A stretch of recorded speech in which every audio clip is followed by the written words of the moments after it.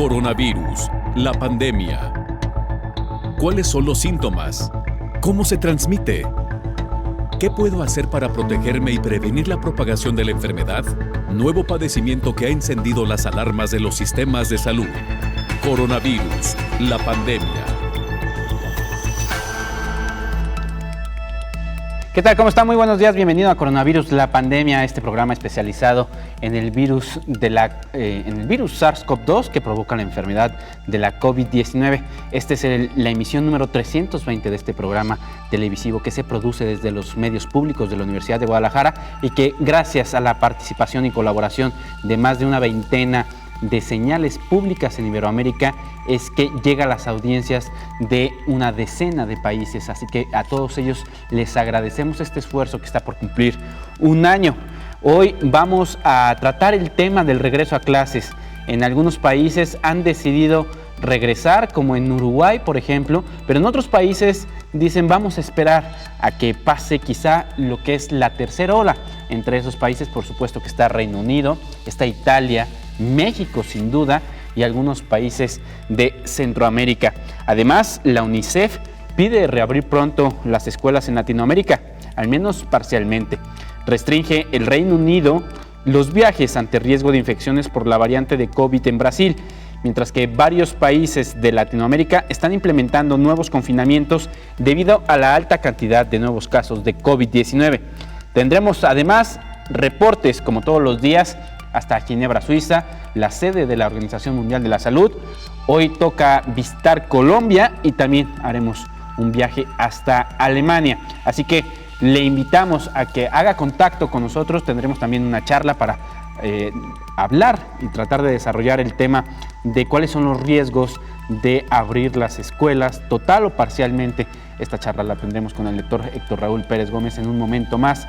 Ya sabe dónde buscarnos, ya sabe dónde encontrarnos. En redes sociales somos @canal44tv en Facebook y en Twitter. Y como le decía, somos un medio público, así que tenemos un medio de contacto también para que nos mande sus comentarios, sus preguntas, pero también sus quejas, porque tenemos un defensor de la audiencia. Es el 33 22 42 06 90.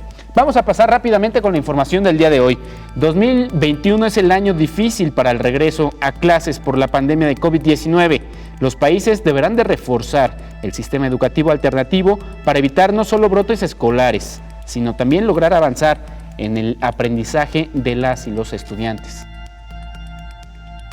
El desmedido aumento de personas con COVID-19 pone en riesgo por segundo año consecutivo el regreso a clases. Las autoridades de educación de cada país analizan el escenario ante el riesgo que existe de brotes escolares por SARS-CoV-2. En algunas naciones han parado clases en medio del segundo pico, mientras que otros aún no salen del primero. Las opiniones de los padres de familia son a favor y en contra de suspender, sin embargo, también valoran el comportamiento de la COVID-19. Mientras que las y los docentes, la mayoría llegando a edades donde el riesgo de contagio aumenta, mantienen su preparación con los protocolos sanitarios, con la preparación virtual, con programas educativos acorde a las plataformas y el cómo transmitir el conocimiento. Las y los más pequeños de la escuelita serían los más afectados en su educación al no tener una interacción y socialización con sus pares y al ser una etapa en donde el aprendizaje es de más contacto. Para posible regreso a clases, el sector salud analiza varios indicadores epidemiológicos de cada país y región, la positividad, la tasa de incidencia, la densidad poblacional y la tasa de ocupación hospitalaria. Estas características son monitoreadas a diario a fin de tomar una decisión precisa. En esta gran pandemia por COVID-19, que ahora se acompaña de otra cepa coronaria, el retorno a clases con un sistema educativo de alternancia es uno de los retos durante el año 2021. Informó Isaura López Villalobos. Bueno, pues de eso vamos a hablar a lo largo de esta emisión. Mientras tanto, voy a hacer, como todos los días, un enlace hasta Ginebra, Suiza. Allá está la sede de la Organización Mundial de la Salud y mi compañera Isabel Saco, corresponsal de la agencia EFE, nos dará un reporte de lo que ha sucedido en las últimas horas. Atención, hemos sobrepasado ya los 92 millones de personas que han dado positivo, pero atención con las defunciones. Hola, ¿qué tal? Buenos días, Omar. Buenos días a todo el auditorio de Canal 44. La Organización Mundial de la Salud ha actualizado sus estadísticas sobre la pandemia y ha admitido que el pasado 10 de enero se superó por primera vez el millón de casos diarios de COVID-19, que acumula más de 90 millones y medio de contagios en un año. La curva de la pandemia muestra que la segunda oleada de coronavirus en continentes como Europa o América sigue sin tocar techo. Las campañas de vacunación iniciadas en muchos de los países más afectados del mundo recién empezará a hacer notar sus efectos hacia finales de este mes, ya que la inmunidad tarda en desarrollarse hasta 3 semanas, plazo a partir del cual los vacunados deben recibir una segunda dosis para completar su inmunidad. Los fallecidos registrados en las últimas 24 horas ascendieron a más de 12.000, lo que eleva el total en la pandemia a 1.960.000 decesos. Por regiones, las estadísticas de la Organización Mundial de la Salud indican que América ha franqueado la barrera de los 40 millones de contagios. Europa se aproxima a los 30 millones y el sur de Asia, la tercera zona más afectada en el planeta, supera los 12 millones, con India como el principal foco. Sin embargo, las tendencias son distintas, ya que en América hubo un ascenso de casos diarios esta semana. En Europa se mantuvo cierta estabilidad y en Asia Meridional se nota un lento pero continuado descenso desde el pico alcanzado en septiembre. Una de las cuestiones que más ha impactado en las últimas semanas ha sido la propagación de la nueva variante del coronavirus detectada en el Reino Unido y que ya ha sido identificada en 25 países europeos y en algunos de otras partes del mundo, según ha confirmado la OMS. Frente a esta tercera ola de la pandemia, los países de Europa siguen adoptando medidas para intentar reducir los contagios, como Portugal, que ha iniciado hoy un confinamiento nacional que durará un mes y en el que la única excepción serán los colegios. Mientras tanto, el Reino Unido ha salido a defender su decisión de prohibir la llegada de todos los vuelos procedentes de Portugal y 14 países de Sudamérica, esta vez para evitar que otra nueva cepa detectada en Brasil llegue y tenga un impacto imprevisible en su campaña de vacunación. En Francia, el gobierno ha anunciado un endurecimiento del toque de queda en todo el país, que pasa a entrar en vigor a partir de este sábado a las 6 de la tarde en lugar de las 8 de la noche. La medida busca evitar un empeoramiento de la situación epidémica y la propagación de las nuevas variantes del coronavirus más contagiosas. El toque de queda francés a partir de las 6 de la tarde se aplicará durante un mínimo de 2 semanas en todo el territorio. Reportó desde Ginebra Isabel Saco para el programa Coronavirus la Pandemia. Pues ahí tiene usted las cifras que ha actualizado la Organización Mundial de la Salud. Cerca de 2 millones de defunciones es lo que ha dejado a un año de la pandemia. Además, en este mismo sentido, la UNICEF, que es la oficina que tiene la ONU para el cuidado de los menores, ha reiterado que una de las poblaciones más afectadas son precisamente los estudiantes, por lo que hizo un llamado pidiéndole a los gobiernos que en sus planes de reapertura para este 2021 los colegios también estén en el primer lugar de las prioridades. Ante la duda de si los niños deberían regresar a clases en medio de la pandemia, los Centros de Control de Enfermedades señalan que se desconoce la verdadera incidencia del COVID-19 en niños, debido a la falta de realización generalizada de pruebas de detección y a la priorización de la realización de pruebas de detección en adultos y personas con enfermedades graves. La evidencia reciente sugiere que, en comparación con los adultos, es probable que los niños tengan cargas virales similares en sus narices y gargantas y que puedan propagar el virus a otras personas.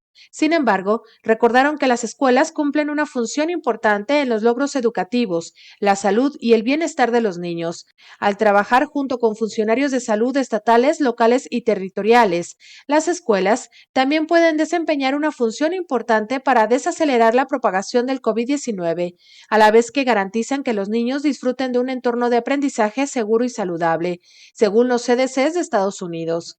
Según un informe de la UNICEF, en todo el mundo, 1 de cada 5 adolescentes no asiste al colegio. en comparación con la proporción de los niños en edad de educación primaria, que es de 1 de cada 100 desde antes de la pandemia, con lo que en la actualidad esta cifra es mucho mayor. Por lo tanto, los adolescentes tienen el doble de probabilidades de estar sin escolarizar que sus compañeros más jóvenes. Este informe, financiado por la Alianza Global por la Educación, también muestra que según los niños se hacen mayores, el riesgo de que nunca comiencen el colegio o de que lo abandonen aumenta, informó Rocío López Fonseca. Pues ahí tiene usted el llamado que hace esta oficina, la UNICEF, para tratar de que los colegios sean también una de las prioridades para la reapertura. Hay que recordar que hay niños que apenas iban a ingresar quizá a la educación primaria o a la educación preescolar y no han conocido qué es tener una convivencia dentro del aula. Entonces, sobre todo con ellos habría que estar viendo cuáles van a ser las repercusiones no solamente económicas o sociales, sino también en materia de aprendizaje. Vamos con más información. Detenidos por la autoridad migratoria de Estados Unidos revelan que tienen deficiencias en el cuidado para que no sean contagiados contra la COVID-19. Debido a la falta de transparencia y los graves riesgos causados por la pandemia, el personal de Physicians for Human Rights, profesores y estudiantes de la Facultad de Medicina de Harvard, buscaron documentar las condiciones que experimentan las personas recientemente liberadas de la detención de inmigrantes en Estados Unidos. Del 13 de julio al 3 de octubre de 2020, el equipo de investigación realizó 50 entrevistas a inmigrantes anteriormente detenidos por la autoridad migratoria. En su informe destacan que 42% no tuvo acceso a jabón en algún momento durante la detención. Algunos usaron champú y uno más pasta de dientes para lavarse las manos. Varios dependían de donaciones de organizaciones externas. 18% dijo que con frecuencia usaba solo agua para lavarse las manos. 82% no tuvo acceso a desinfectante de manos en ningún lugar del centro de detención. 26% nunca observó la desinfección de superficies como interruptores de luz, cerraduras de puertas o equipo de recreación. 83% dijo que ellos mismos desinfectaban las áreas comunes. 42% experimentó síntomas de COVID. 14% nunca informó que tenía síntomas por el temor a ser enviado a confinamiento o castigo. Hubo entrevistados que revelaron haberse enfrentado a tiempos prolongados de espera antes de poder ver a un médico, en promedio 100 horas, aproximadamente 4 días, informó Elizabeth Ortiz. Pues ahí tiene usted lo que está sucediendo también con las personas latinas que están llegando a Estados Unidos y que son detenidas. Se están obligando a lavarse las manos incluso con pasta de dientes. Nosotros vamos a una pausa. Continuamos aquí en Coronavirus y la pandemia.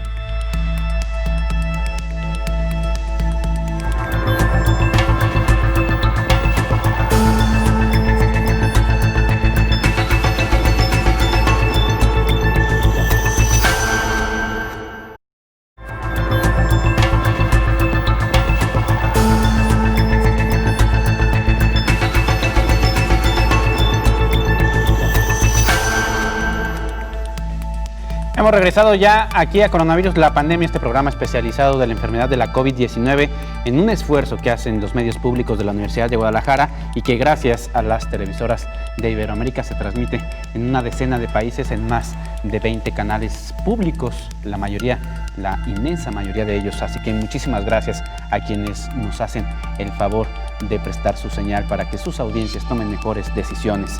Nosotros regresamos con este programa porque varios países de América Latina han reportado repuntes de manera exponencial en casos de COVID-19, sobre todo ahora que hemos regresado de la temporada decembrina, donde en algunas culturas, sobre todo en las occidentales, hay grandes festejos, por lo que ya están implementando nuevos confinamientos para disminuir la cantidad de contagios.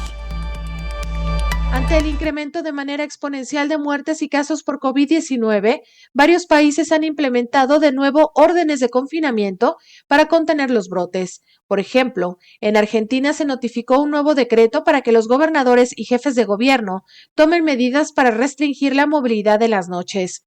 Colombia también decretó hace unos días el toque de queda en Bogotá. Panamá implementó cuarentena total durante 2 semanas, incluyendo las escuelas, para frenar la propagación del nuevo coronavirus. Puerto Rico y República Dominicana instauraron toques de queda nocturnos por varias semanas, mientras en Europa, que enfrenta su tercera ola de esta pandemia, han regresado al confinamiento casi total, como en Reino Unido, Escocia, Italia, Alemania, Grecia, Australia, entre otras naciones, informó Rocío López Fonseca. Bueno, pues le hemos comentado que en Reino Unido se encontró una nueva variante y además en las últimas fechas se ha convertido en el epicentro del repunte de COVID-19. Es por eso que los viajes que el Reino Unido restringe, mejor dicho, los viajes ante el riesgo de infecciones por la variante de COVID, pero de la que proviene de Brasil. El secretario de Transporte de Reino Unido, Grant Shapps, anunció restricciones de viaje ante un riesgo de infecciones, solo que las limitantes no aplican para ciudadanos británicos e irlandeses. A partir de este 15 de enero están prohibidas las llegadas con el argumento de la nueva variante de COVID en Brasil. El secretario dio a conocer la decisión urgente de prohibir las llegadas de Argentina, Brasil, Bolivia, Cabo Verde, Chile, Colombia, Ecuador, Guyana Francesa, Panamá, Paraguay, Perú, Suriname, Uruguay y Venezuela.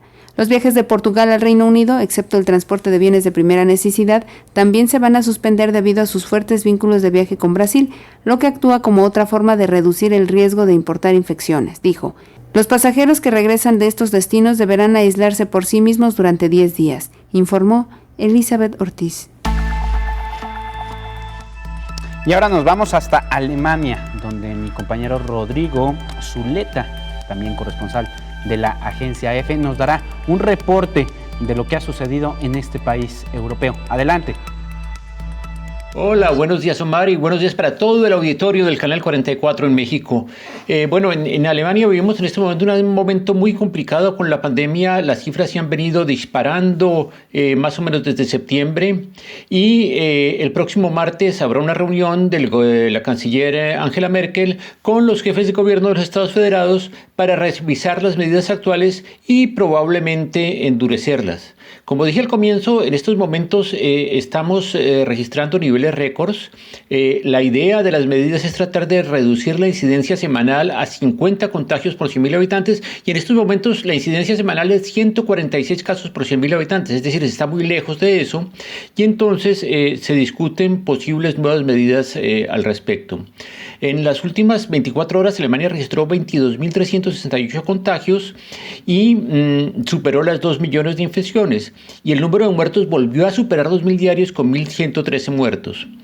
En todo caso, hay una esperanza en el horizonte que es el comienzo de la campaña de vacunación, aunque hay muchos críticos que dicen que esta campaña ha empezado de manera excesivamente lenta y que hay que acelerar la situación. La lentitud se debe en parte a la escasez inicial de dosis, pero el ministro de Sanidad, Jens Spahn, ha asegurado que a medida que pasen los meses habrá un mayor número de dosis con la aprobación de nuevas vacunas y también que la infraestructura está lista para el momento que haya suficientes dosis empezar a vacunar a gran velocidad. El comienzo ha sido con los hogares de ancianos y se seguirá con los grupos vulnerables.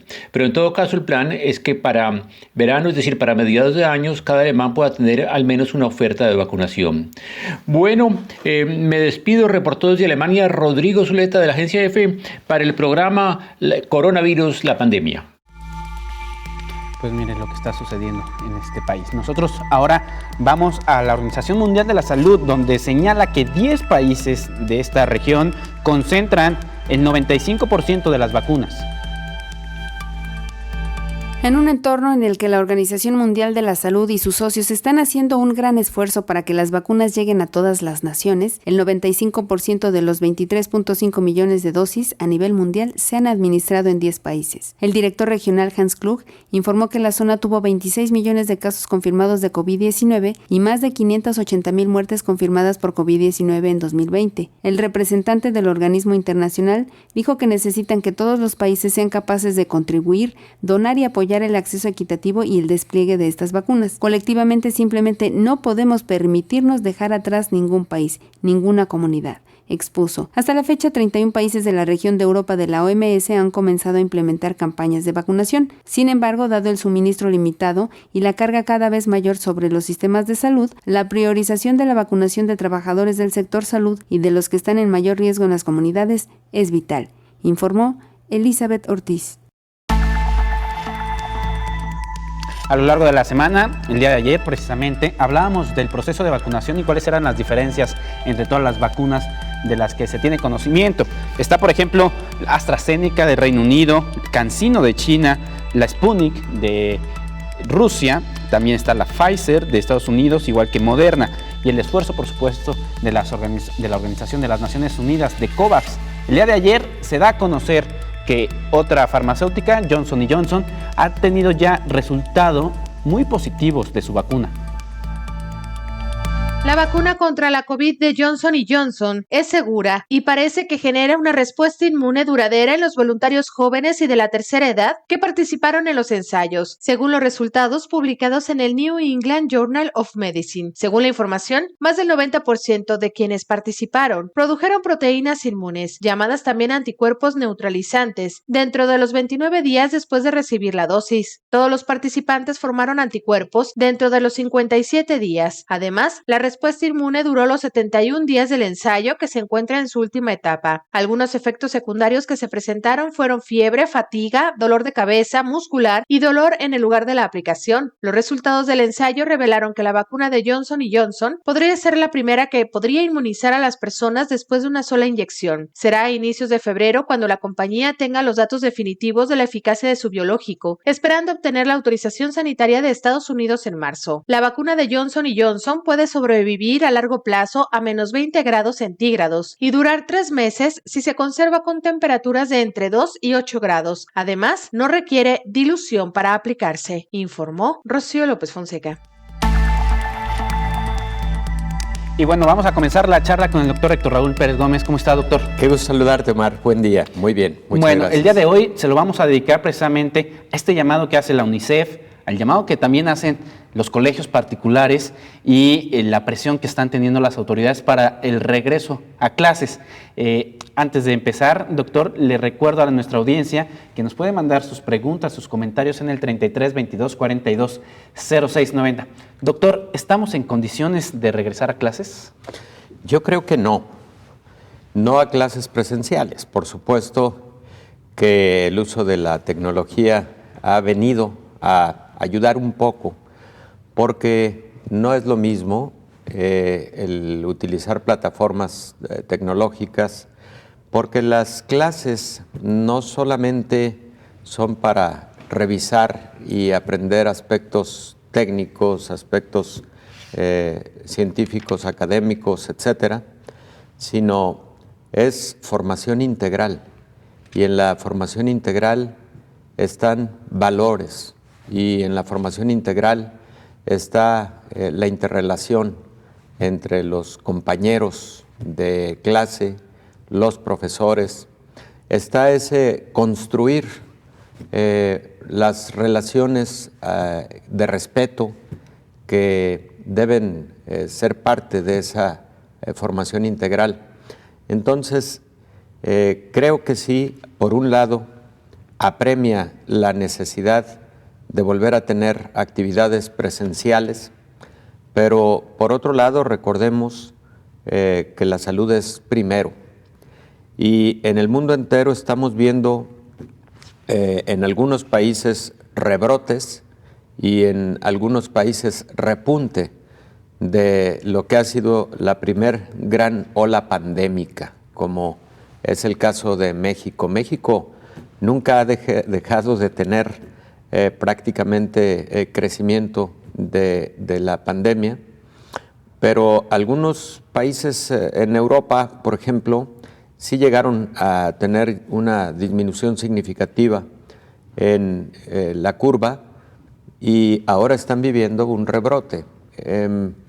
Reino Unido, bueno, sorprendentemente hace 24 o 36 horas, Francia anuncia prácticamente toque de queda, anuncia medidas verdaderamente restrictivas. Cuando Cuando se ha tenido regreso presencial masivo, han ocurrido nuevos incrementos de la pandemia en algunos países. Hay que decirlo con esa claridad.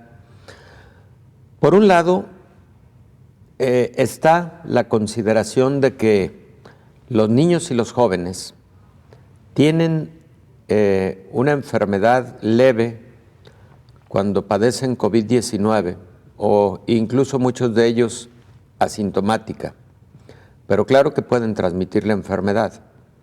La pueden transmitir a sus compañeros, la pueden transmitir a sus profesores, pero también la pueden transmitir luego al interior de su familia cuando la adquieren en el ámbito escolar. Y esa familia puede tener adultos mayores y esa familia puede tener personas con comorbilidades. También es cierto que los niños y los jóvenes, bueno, sobre todo los niños, no los jóvenes, pero sí los niños, pueden tener una menor capacidad de transmisión de la enfermedad y posiblemente esté relacionado a que tienen menos carga viral, menos carga replicativa. Eso es cierto, pero no deja de ser un riesgo para quienes sí se encuentran en condiciones de vulnerabilidad en sus espacios familiares. Entonces, creo que es muy difícil, con la condición que está viviendo el mundo, el regreso de actividades a actividades escolares presenciales.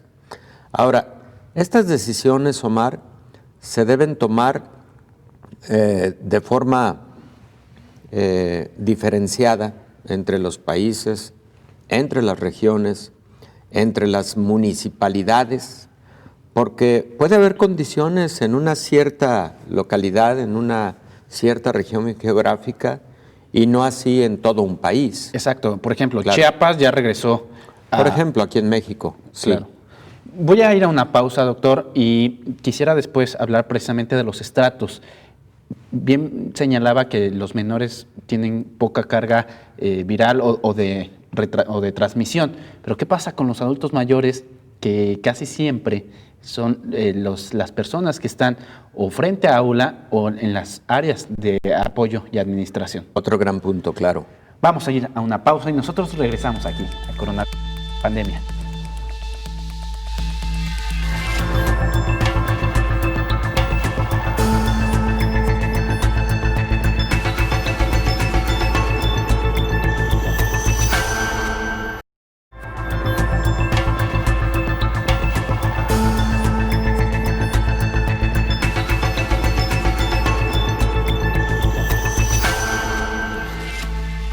Regresamos a Coronavirus, la pandemia, este programa especializado en la COVID-19. Recuerde que hoy estamos tratando el tema de si es pertinente o no el regreso presencial a las aulas. Doctor, además de los profesores, hay otros personajes dentro de las escuelas, y es el personal administrativo y el personal que hace las labores de afanadores o de limpieza. Por supuesto. Y pocas veces se habla de ellos. En el caso de los profesores hay sindicatos fuertes que dicen nosotros no vamos a regresar a las aulas hasta que no estén vacunados. Pero en estas otras áreas administrativas, ¿quién cuida de ellos? Efectivamente, y con frecuencia son personas mayores, frecuentemente son personas con comorbilidades. Sí, en el análisis de un retorno a actividades escolares presenciales debe estar todo. Debe estar también el análisis de la cantidad de profesores que pueden estar activos, porque aquellos que tienen comorbilidades, aquellos que son mayores de 60 años, por ejemplo, están en este momento de forma resguardados por motivos de la pandemia, y entonces eso reduce mucho la planta docente. Esos aspectos también cuentan, porque entonces no es la misma cantidad de profesores al frente de los grupos, y precisamente ahí viene un punto fundamental. Los Centros para Control de Enfermedades y Prevención de los Estados Unidos publicaron una serie de lineamientos pertinentes para precisamente el retorno a clases en diferentes niveles educativos. Y, por ejemplo, una de las sugerencias es que se utilicen espacios más amplios para que se asegure la distancia entre persona y persona. Pues las aulas ya están construidas. El número de alumnos por grupo está determinado, está definido. Entonces, una alternativa sería luego empezar a hacerlo cuando existan condiciones de forma escalonada, yendo primero posiblemente a la modalidad mixta, para que de forma escalonada no todo mundo esté de forma presencial. He visto algunas propuestas, no solo de Jalisco, sino de otras regiones, y por ejemplo, algunos dicen, quizá podríamos hacer que los estudiantes vengan a clases 1 o 2 días a la semana y que el profesor repita la clase, incluso para que 2 o más grupos tengan la posibilidad de aprender esa lección, digamos. ¿Cree que esto es viable? No, yo creo que una mejor alternativa podría ser que la sesión, por ejemplo, con la mitad del grupo, la sesión presencial, tuviera transmisión para que la otra mitad del grupo la esté llevando de igual manera, y luego alternas. Y luego alternas los otros días para que la presencialidad sea para quien había estado detrás de la pantalla. Eso puedes hacer. Doctor, también me preocupa, y lo comentaba hace unos momentos, hay pequeños que nunca han pisado un aula, que este año o el pasado les tocaba ingresar al preescolar o a nivel básico, es decir, a nivel primaria, y nunca lo han hecho, no han podido convivir con niños. Sí. ¿Cuáles son las dificultades y los retos que se van a enfrentar? Pues mira, el primero de ellos es que precisamente como parte de la formación, los niños necesitan la socialización. Más que aprender a sumar, restar, multiplicar, dividir, necesitan estar en convivencia con sus compañeros, porque socializar en esa etapa de la vida es básico para esta parte formativa.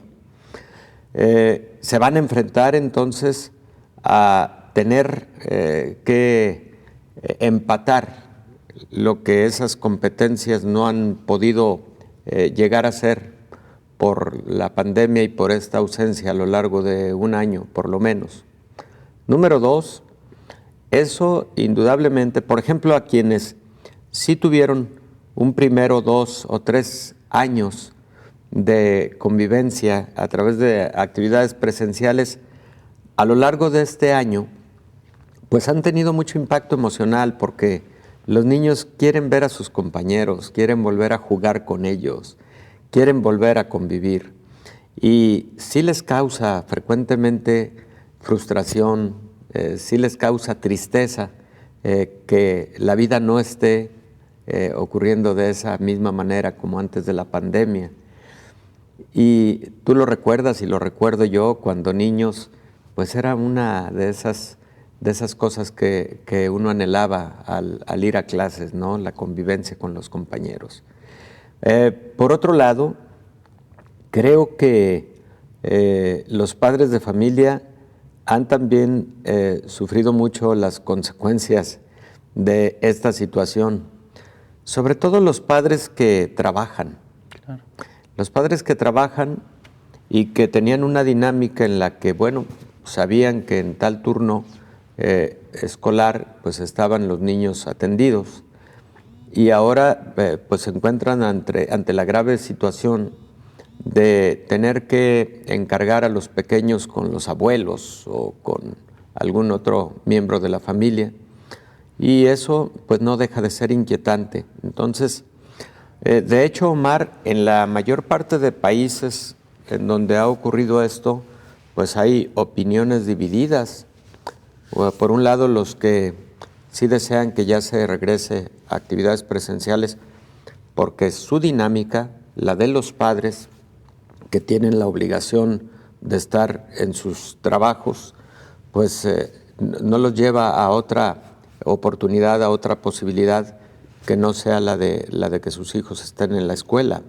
Y luego hay escuelas en otros países de tiempo completo, en donde el niño incluso matutino y vespertino está en clases, o bueno, en actividades, porque las actividades incluyen aspectos culturales, artísticos, deportivos y, por ejemplo, la alimentación que se da en estas escuelas de tiempo completo, bueno, generan hábitos saludables por el tipo de dieta que reciben, ¿no? Y digo, también la pandemia nos ha hecho reflexionar en el trabajo de cuidados, ¿no?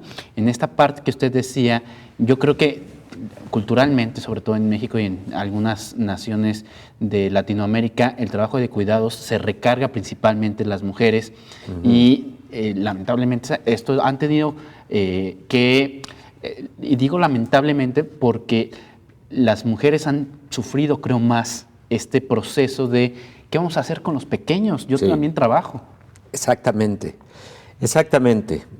Todavía no se llega a un nivel de equidad en donde padre y madre tengan, digamos, responsabilidades compartidas con el cuidado de los hijos, etcétera. Habitualmente eso descansa pues precisamente en la madre, que se cansa mucho, porque además de trabajar, también trabaja y frecuentemente doble en el cuidado de los pequeños y en el cuidado del hogar. Entonces, bueno, ahí se necesita que haya mucha más equidad, más igualdad, ¿no? Claro. En las responsabilidades. Y otra cosa que quisiera también aquí poner en la mesa es, si los niños regresan a las clases presenciales y son cuidados quizá por sus abuelos, ahí hay un foco de infección. Sí, hay un riesgo, efectivamente. Es a veces un adulto mayor. Hay abuelos muy jóvenes, pero la mayor parte seguramente son abuelos de más de 65 años. Y ahí hay un riesgo, definitivamente. Entonces, todo debe entrar en el análisis. Y luego, Omar, en los lineamientos que te comento, publicados hace un par de meses por lo menos por los CDC de Atlanta, el documento a mí me gustó mucho porque desmenuza con detalle cada punto de los que hemos venido comentando. Mira, por ejemplo, ellos dicen, procuren que los espacios destinados, por ejemplo, para actividades deportivas en la escuela, también se puedan utilizar probablemente para las clases, porque pueden ser espacios ventilados, abiertos, que pueden permitir mayor distancia entre los jóvenes, entre los alumnos, y eso disminuir el riesgo de transmisión.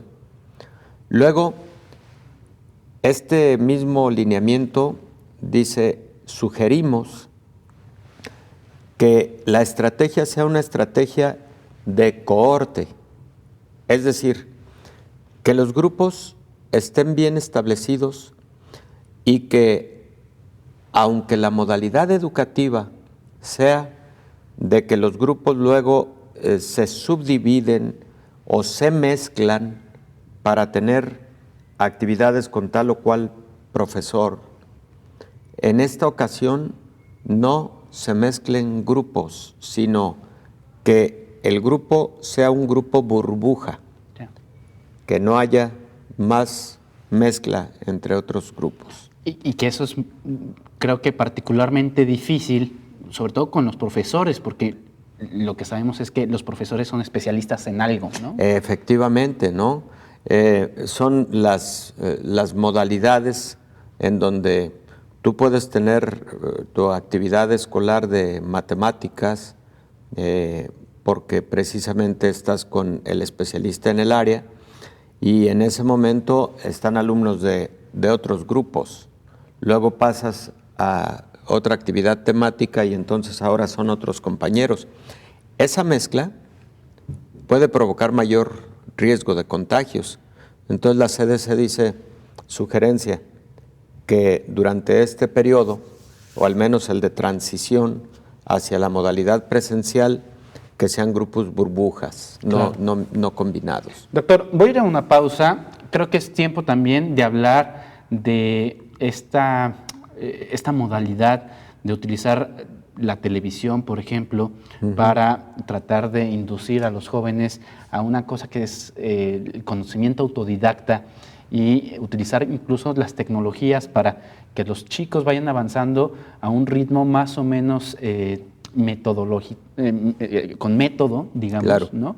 Vamos a hablar de esto después de esta pausa y continuamos con las conclusiones para ver si es o no buen momento y cuándo podría ser un buen momento para volver a las aulas de manera Claro que presencial. sí. Vamos a la pausa, continuamos aquí en Coronavirus y la Pandemia.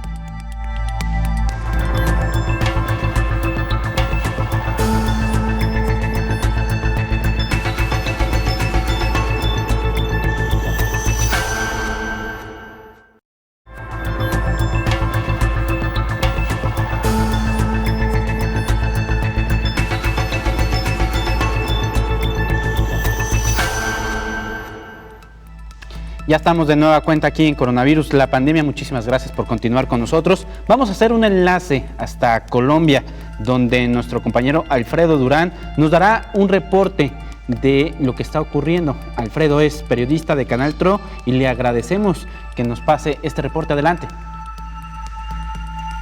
Gracias, un saludo muy especial desde Colombia, deseándoles lo mejor en este inicio de nuevo año 2021, que la paz, la prosperidad, pero sobre todo la salud reine en estos hogares quienes se conectan con nosotros para estar bien informados. Iniciamos contándoles las noticias de Colombia, de esta parte del territorio del mundo donde el COVID-19 no da tregua y sin embargo sigue en aumento. La tendencia en los últimos días y en los últimos meses ha registrado un alza del 200% de lo que se había registrado en octubre y noviembre del año anterior. Quiero decirles que en las últimas horas 46.000 pruebas de COVID-19 PCR se han analizado en el territorio nacional, de las cuales 17.000 han arrojado positivas, para un total de 1.800.000 habitantes han contraído el COVID-19, pero una cifra alentadora, 166.800 personas se han recuperado del COVID-19, lo que quiere decir que en el país hay una cifra activa de 112.000 casos de COVID-19, y una cifra también lamentable de fallecidos. Ya la cifra llega a los 48.000 decesos por la pandemia del coronavirus en esta parte del mundo. Pues como les voy indicando, en Colombia las cifras siguen en aumento, las autoridades están en alerta. En algunas partes del país se ha decretado la alerta roja hospitalaria. En Bogotá, Cali, Cartagena y Medellín se han tomado medidas para evitar que se genere un mayor colapso en la red hospitalaria. La capital de Colombia, que es Bogotá, tiene 7 localidades cerradas por COVID-19, es decir, más de la mitad, 4 millones de habitantes bogotanos están hoy en sus casas debido a la pandemia del COVID-19 y solo pueden salir a hacer algunas cuestiones que sean indispensables para el hogar. Cali, Cartagena, Medellín y los Santanderes se mantienen con toques de queda, restricciones de la movilidad y también algunos pico y cédula debido a este número de contagios de COVID-19. En Colombia, la red hospitalaria en la unidad de cuidados intensivos ocupa el 80%, quiere decir que menos del 20% están disponibles para la atención de patologías COVID-19 y otras patologías, lo que pues genera una mayor preocupación a las autoridades.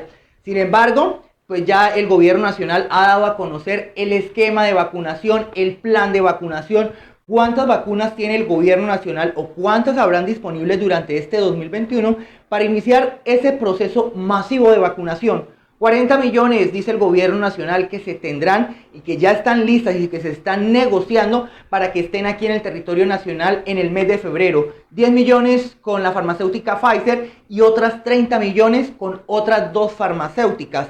El plan de vacunación iniciaría en 5 etapas y la hora cero, aunque el gobierno no la ha dado a conocer, se espera que sea entre la primera y la segunda semana de febrero. Y iniciaría de esta forma. La primera etapa de vacunación sería los trabajadores de la salud y la población adulta mayor de los 60 años hacia arriba. También en la segunda etapa de vacunación está esta misma población adulta mayor entre los 60 y los 79 años, y también la segunda y la tercera línea de atención en salud, de las personas que atienden la salud, esos serán los vacunados. La tercera línea de vacunación estarán los docentes y también las personas con alguna prescripción médica entre los 18 y los 60 años. Y finalmente, ya la última etapa de la vacunación, o la cuarta o la quinta, esperan ser los cuidadores, instituciones y también la población en general entre los 16 años hasta los 60 años que no hayan recibido la vacuna y accedan o quieran acceder a este beneficio. Pues el gobierno ha indicado que en este 2021 la prioridad es vacunar el 70% de la población colombiana, lo cual se tienen disponibles 3.000 centros de vacunación, 7.000 vacunadores que ya el gobierno nacional los está buscando para capacitarlos y empezar ese plan masivo en territorios. Cabe recordar que Colombia tiene algunas zonas de difícil acceso a donde el gobierno tendrá que garantizar la llegada de la vacuna y tener la estar inmunes más del 70% de la población en el mes de diciembre del 2021.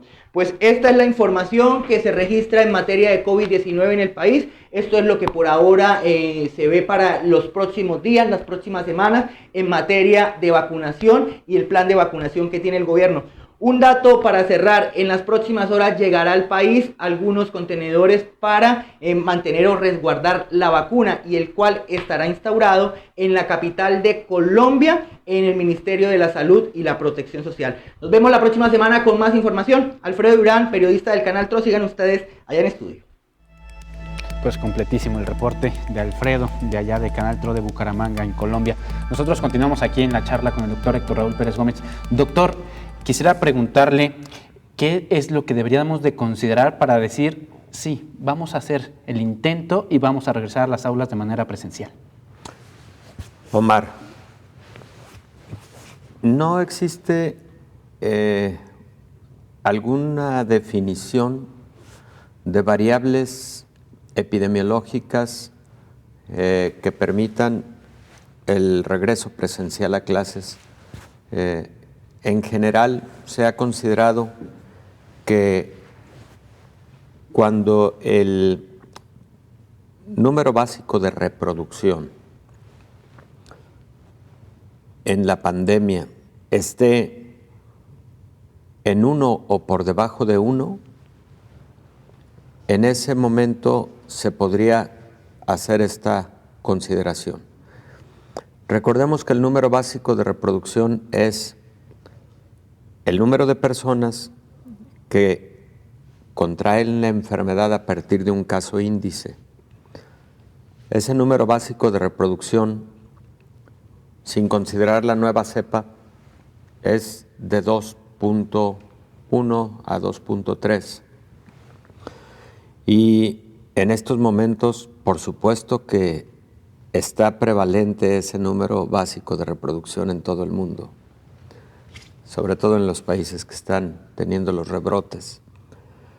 Con la nueva cepa puede incrementarse ese número básico de reproducción por la determinación de que sí se trata de una cepa de mayor contagio, 70% mayor contagio que la cepa original.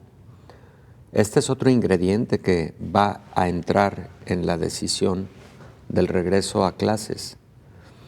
Entonces, ojalá y tuviéramos definido a nivel internacional la variable de cuántos casos activos por 100,000 habitantes, cuántos casos nuevos por 100,000 habitantes, fatalidades por 100,000 habitantes, ocupación hospitalaria, para que todas estas pudieran ser elementos a considerar para un regreso a clases más seguro. Doctor, lamentablemente con la temporada decembrina pues estamos viviendo este rebrote en algunos casos, un repunte acelerado en algunos países como México. Claro. Y quizá vamos a tardar en llegar a los números que traíamos entre octubre y noviembre, que ya más o menos habíamos mantenido una tendencia, se había, digamos, aplanado ahora sí la curva.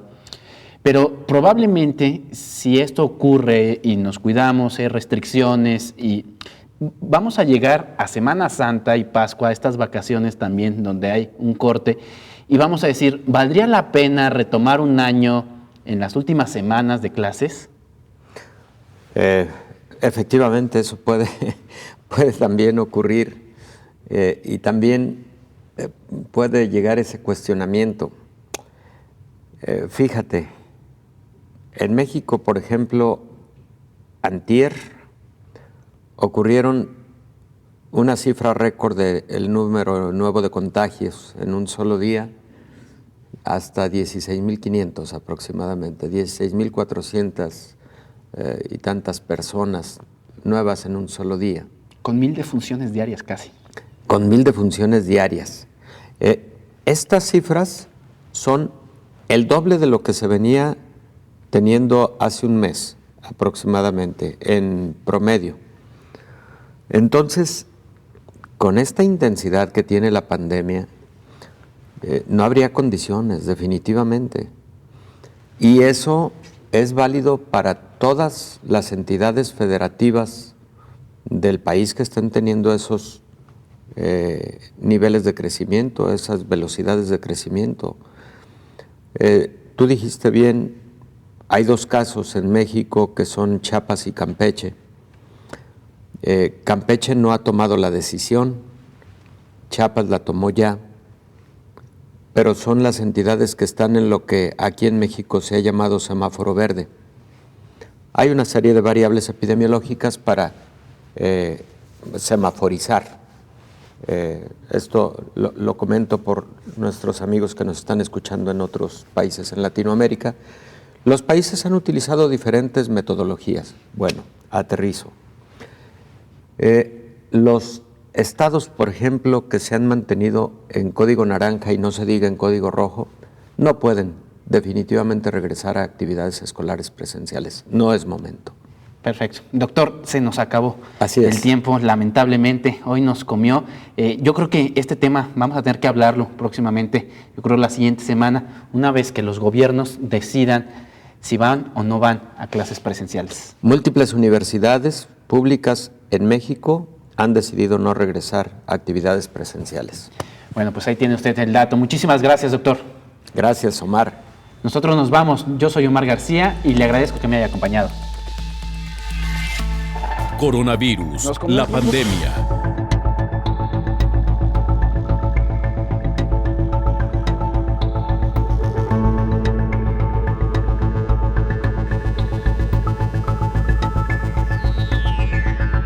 Coronavirus, la pandemia.